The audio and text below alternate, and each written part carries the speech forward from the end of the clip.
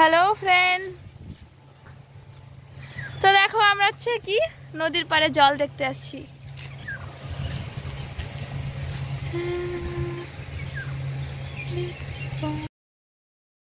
চারিদিকটা সেই সুন্দর লাগতেছে না? কত জল!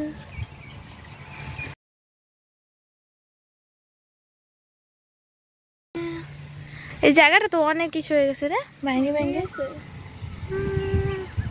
এটা হচ্ছে ক্যানেল, ক্যানেল থেকে নদীতে এসে এই জায়গায় মিশে গেছে।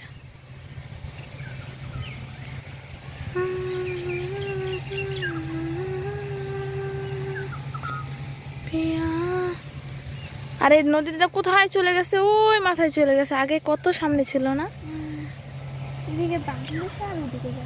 আর এই যেটা হচ্ছে মন্দির।